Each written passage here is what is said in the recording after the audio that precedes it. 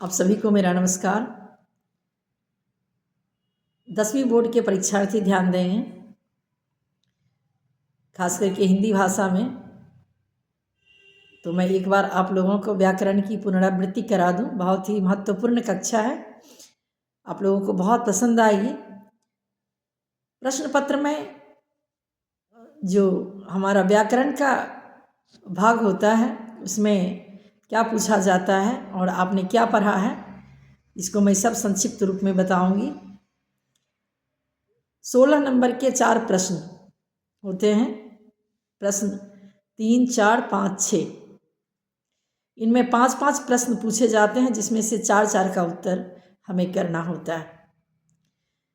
प्रश्न संख्या 3 में वाक्य से संबंधित प्रश्न पूछे जाते हैं।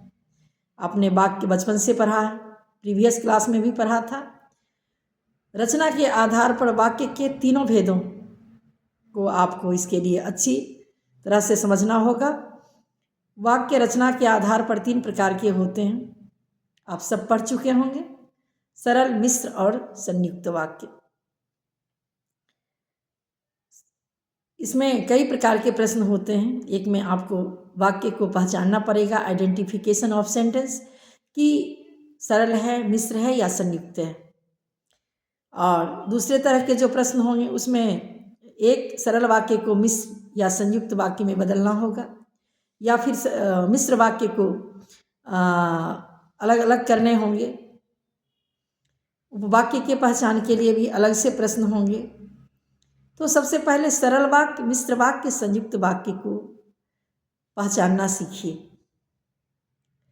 सरल वाक्य में समापिका क्रिया एक होती है, भले ही वाक्य का लेंथ बड़ा हो लेकिन समाप्त होने वाली क्रिया एक होती है। जैसे उदाहरण है कि वह घर जाकर पढ़ रहा है, यहाँ 2 क्रिया है।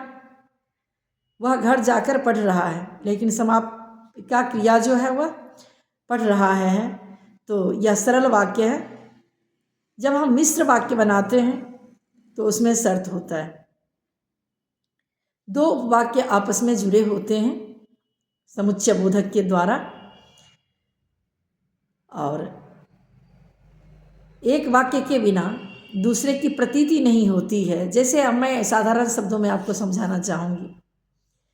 मिश्र वाक्य है, अगर दाल चावल को मिलाकर खिचड़ी बना दिया जाए और कुक हो जाने के बाद अगर कहा जाए कि आप दोनों को, दाल और चावल को अलग कर दीजिए, तो यह संभव नहीं है, क्योंकि बिल्कुल हम उसे अलग कर नहीं सकते। आपने साइंस में पढ़ा होगा केमिकल चेंज, फिजिकल चेंज। तो जो केमिकल चेंज होता है उसे हम फिर अलग नहीं कर सकते, उसी अवस्था में नहीं ला सकते। तो ठीक जो मिश्र वाक्य है ना, बिल्कुल अगर हम इसे अलग करना चाहेंगे तो इसे अर्थ की प्रतीति नहीं होगी, वाक्य का सेंस पूरा नहीं होगा, वाक्य के अर्थ की प्रतीति नहीं होगी। इस तरह से यह एक दूसरे पर, दोनों वाक्य एक दूसरे पर निर्भर करते हैं। मैं एक उदाहरण आपको देना चाहूँगी। यदि समय पर वर्षा होती तो फसल अवश्य अच्छा होता। यदि तुम समय पर पहुँचते तो गाड़ी अवश्य मिल जाती। यदि, तो ये दोनों शर्त है। अगर हम एक वाक्य को दूसरे से अलग करना चाहें, एक वाक्य को दूसरे से अलग करना चाहें तो अलग उसकी प्रतीति नहीं होगी। अब हम संयुक्त वाक्य की ओर चलें। संयुक्त वाक्य भी समुच्चय बोधक शब्दों से जुड़ा होता है, लेकिन 2 उपवाक्य को अगर अलग किया जाए तो उसका अपना स्वतंत्र अस्तित्व बन जाता है। बस समुच्चय बोधक शब्द को हटा दीजिए। वह आया और चला गया, सिंपल सा सेंटेंस आपको बताती हूँ। वह आया और चला गया, यहाँ समुच्चय बोधक और शब्द से, समुच्चय बोधक जो अव्यय है उससे जुड़ा हुआ है दोनों वाक्य। वह आया, चला गया, दोनों अगर समुच्चय बोधक और को हटा दिया जाए तो दोनों वाक्य स्वतंत्र रूप से किसी पर निर्भरता नहीं रखते। ठीक उसी प्रकार अगर हम मोटे अनाज को मिला दें लेकिन हम उसे फिर चुन करके अलग कर दें, अपने स्वरूप को प्राप्त कर लेता है, अपने पुराने रूप में आ जाता है। जो अपने पुराने रूप में आ जाता है वह संयुक्त वाक्य है, समुच्चय बोधक शब्द हटाने के बाद। लेकिन जो पुनः उस अवस्था में नहीं आता है, उसके अर्थ की प्रतीति नहीं होती है वह मिश्र वाक्य। अंग्रेजी में इसे कम्प्लेक्स सेंटेंस कहते हैं और संयुक्त वाक्य को कंपाउंड सेंटेंस कहते हैं। अगर आपको अंग्रेजी ग्रामर में simple sentence, complex sentence, compound sentence समझ में आता है, बिल्कुल एग्जैक्ट, आप हिंदी में भी इसी प्रकार से इसे भी समझिए। तो सरल मिश्र संयुक्त, जैसे सरल वाक्य है वह आते ही सो गया, बच्चा विद्यालय से आते ही सो गया, यह सरल वाक्य है।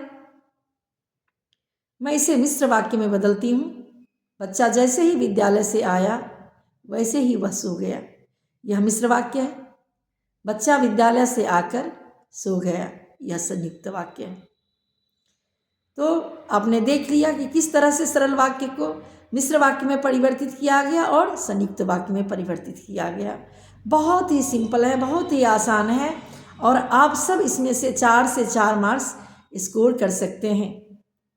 तो इसी की शुभकामना के साथ सभी को धन्यवाद। आपकी परीक्षा अच्छी हो। बिना घबराए हुए चुटकी में आप व्याकरण के प्रश्नों को समझिए, हल कीजिए। यहाँ कोई कम्प्लेक्सिटी नहीं है, कोई उलझन नहीं है, बहुत सीधे सीधे प्रश्न आते हैं और सभी बच्चे इसमें पूरे पूरे मार्क्स ले आ सकते हैं। तो बहुत ही आसान है हिंदी व्याकरण। आप सबको शुभकामना।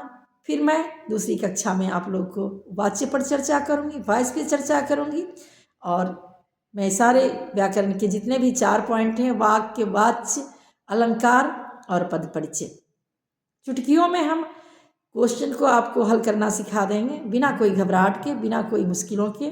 आप सब पूरे पूरे नंबर ला सकेंगे। इसी के साथ सभी को धन्यवाद।